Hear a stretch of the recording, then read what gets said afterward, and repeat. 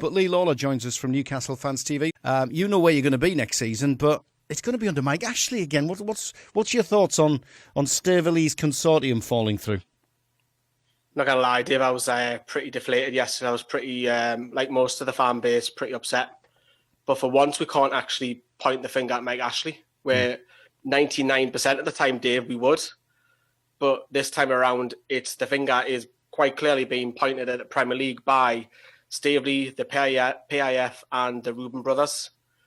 It's just that the Premier League, and obviously I've seen quotes by Amanda Staveley last night when she was speaking to The Athletic, just basically saying that it's with the Premier League, they're not accepting it or they won't reject it. And obviously that's leaving the PIF in a position where they have to make the decision for their own investment. It seems to be more of not accepting rather than rejecting, isn't it?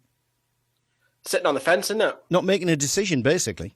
That's basically what it is, David. Sitting on the fence, and that's forcing the prospective buyers to basically pull out. So it is a no, really. They're just not saying it officially. And Amanda Staveley has turned around and said, and I'm a little bit confused by what she said, is that it's now over to the fans. When she came out and spoke to The Athletic, I don't know what she means by that. She needs to clarify that.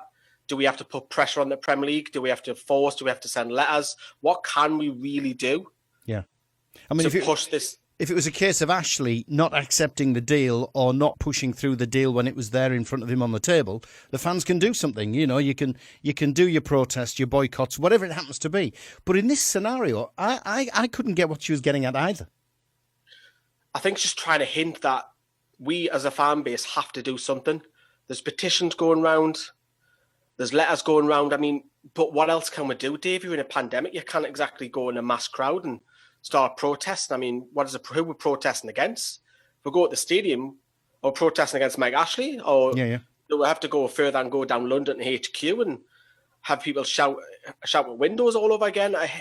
It's what I'm worried about, Dave. Is today I've accepted it.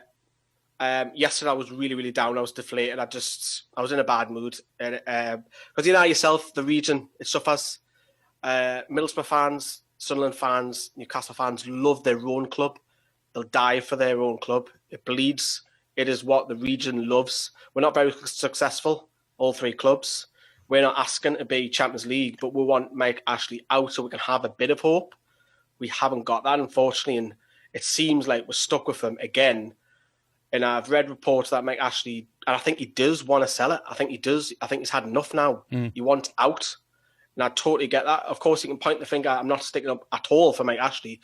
The stuff that he's done down the years has been horrendous, the treatment of people and stadium name changes and what have you. But the finger is clearly pointed at Richard Masters in the Premier League here. Lee, do you think that, obviously, we now understand it's not Mike Ashley that's kind of holding back here. He wants to sell the club, like you've said. He's happy to sell it.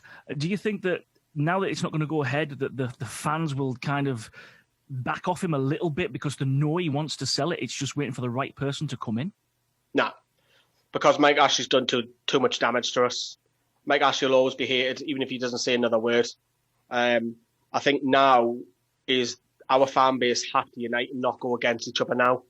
So if you're going to buy the shirt, or you're not going to buy the shirt, if you're going to go to games, you're not going to go to games. If you boycott, you're not in, and so on. Don't have a go at your own fan base. We all want the same thing as a fan base, is to be united as one. That's what we should be. Not having to go at each other saying, you're funding Mike Ashley, you're not funding Mike Ashley, you are. I'm cancelling sports, Sky Sports or what have you. I'm not going to games, but you are. And it's like, do what you feel is best for you. But don't have a go at your fellow fans. We all want the same thing, is a successful team as best we can. Look, we're not asking for trophies. We don't win many trophies. No one does in this region. It was Middlesbrough, the last club to do it. And how long ago was that? Was that 2004, 2005, whenever it was? Yeah. We're not successful. That's not what we ask as the North East. We ask to be. If you ask Sunderland fans right now, where would they want to be? We want to be back in the Premier League, trying to compete. We want to then move up to the next level. We don't want to be going to Burnley, trying to play 10 men behind the ball, scrapping for a 0-0 draw. That's not what we want. That's not why we go to football. We want to be entertained. We want to go and love. We want to fall in love with a football club. We want to, that old saying, Bobby Robson, walking up with your child and gawping at the hallowed turf and all of that. it's not there. The communication, the connection with the club is just not there. And I've seen a lot of people come out and saying it's death and all of this. And I know that's a bit extreme by saying that, but there's just no connection, and it hurts like hell. It really does. I mean, do you buy into Amanda Staveley's emotional words? I mean, she was saying she was gutted, she was devastated. Are those genuine words as far as Newcastle fans are concerned?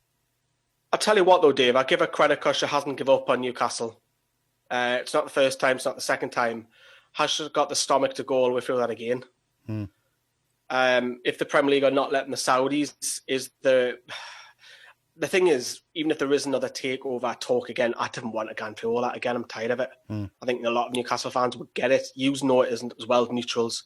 We get it every year, or every 6 months, every transfer window, every summer. It's constant and it's tiring. Would you rather it just be done behind closed doors, outside of the public gaze now, and you wake up one morning and there's an announcement at St James's Park saying ownership has changed? Is that how you'd rather it be now? Yeah, I'd rather not know and just have it done. I'll be doing Shearer celebrations up and down my Gallagher outside. I'll be celebrating because we just want them out. And it's really, really tough at the moment. And people might look at Newcastle and say, well, wait a minute, you're a Premier League club. What you twisting on about? Why are you moaning on about it?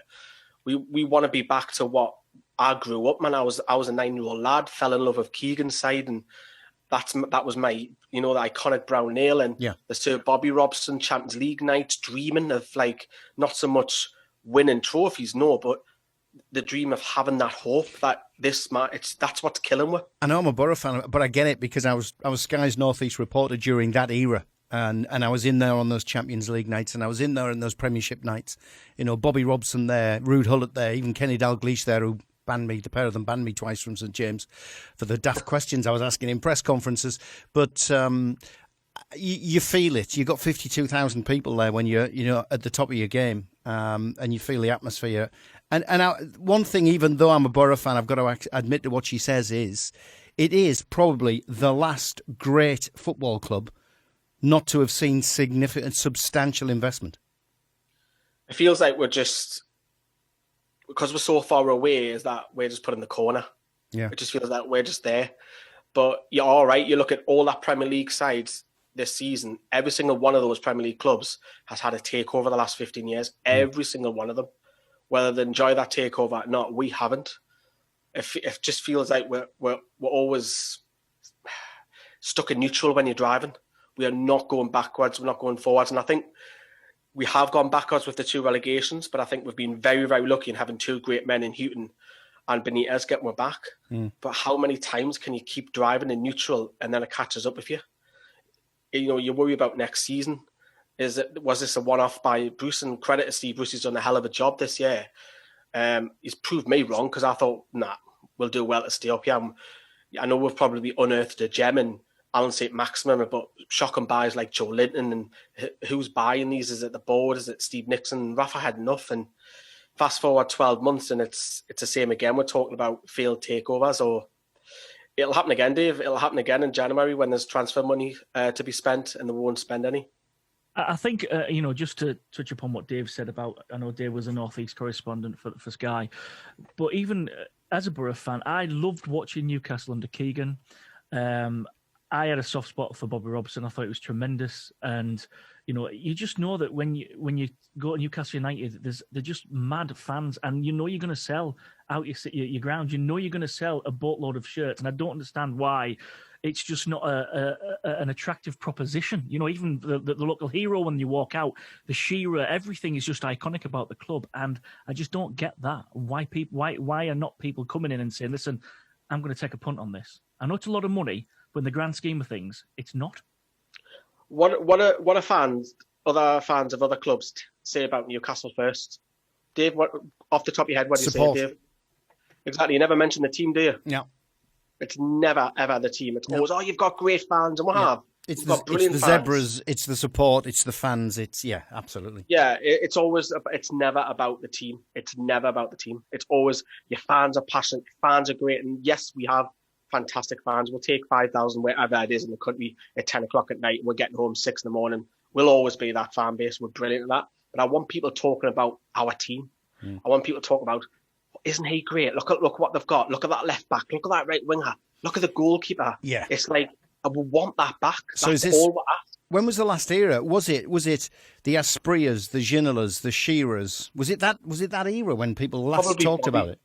Bobby. Probably Bobby's team when he had Robert on the left, Solano on the right, Speed, Lee, Dias, Bellamy's doing, Shearer's running. That was the last great signing.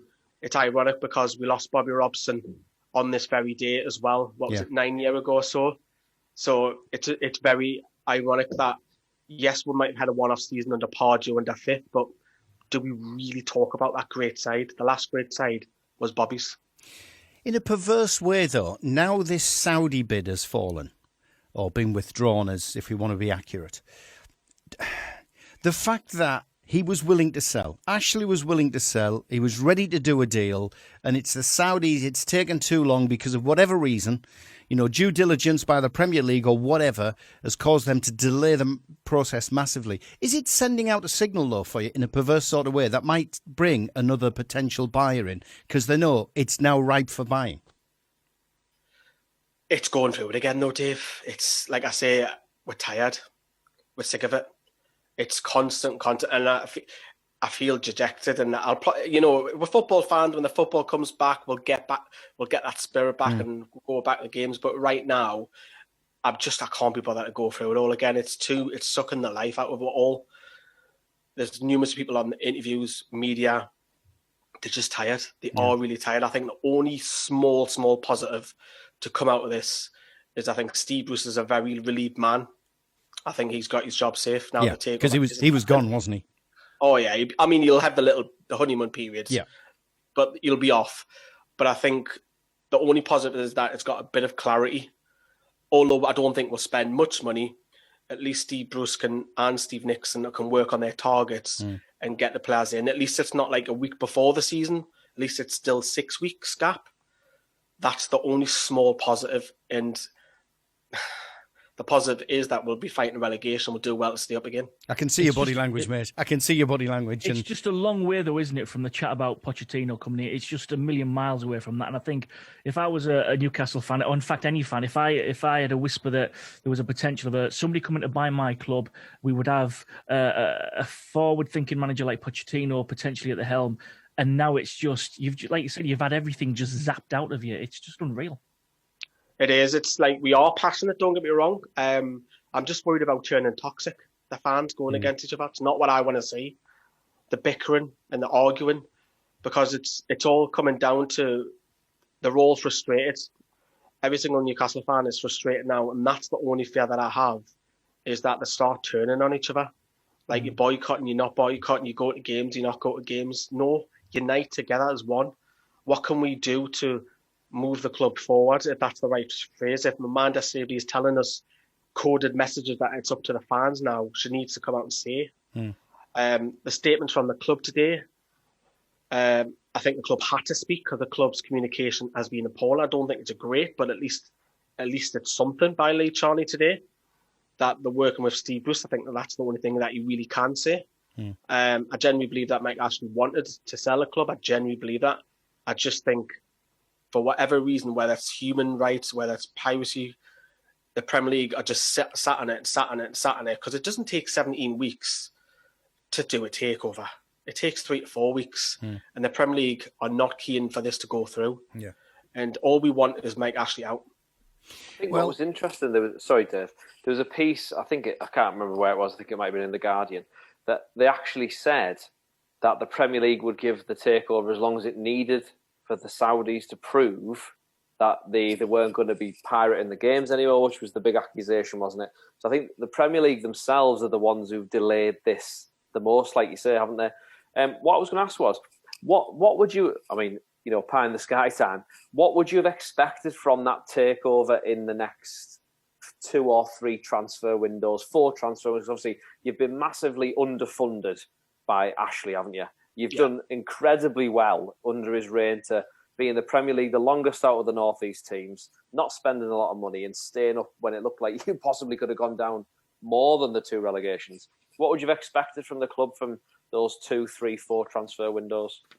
I think they would have looked at the training ground straight away, because that doesn't affect your financial fair play. Yeah. Maybe building some parts of the stadium up. and then maybe look at maybe like a Wolves model, getting in higher, better caliber. So what I mean by that is, if you look at Newcastle's squad, Danny Rose is that kind of caliber where you'll probably target them, maybe the top 6 fringe players to make our side better. That's probably where I would expect, like kind of similar to when Chelsea went and got Wayne Bridge, for example, at left back.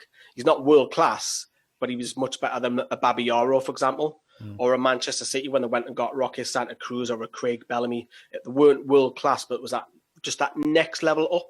I think that's probably where I would expect to see if the takeover happened for Newcastle, because financial fair play will probably stop another Manchester City coming through. I know they broke the rules, which is ironic, but I think I don't think you'll see that again. I don't think you'll see you've got no money, but then 100 million just went on a striker. That's not going to happen again in this day and age. Yeah. Well, mate, you've got 6 weeks, month and a half to get over the disappointment and then start shouting and screaming, probably from in front of a TV screen. The season, we don't know what's going to happen. I mean, there was the news today that up to 33% might be allowed back in the stadiums, depending on safety certificates. So, who knows? Who knows? You might start the season watching it with your own eyes, mate. But keep your chin up. I know I sound negative, but I'd rather come on the show at night and be honest with you. Yeah, no, absolutely. We appreciate that. Lee, cheers, mate. Appreciate your time. Thank you very much. Thanks for having us. Mate. Cheers now. Thanks. Lee Lawler from Newcastle Fans TV. Not a great situation that Newcastle find themselves in. Takeover, if you haven't heard, if you've been living on Mars, the takeover from the Saudis is not happening.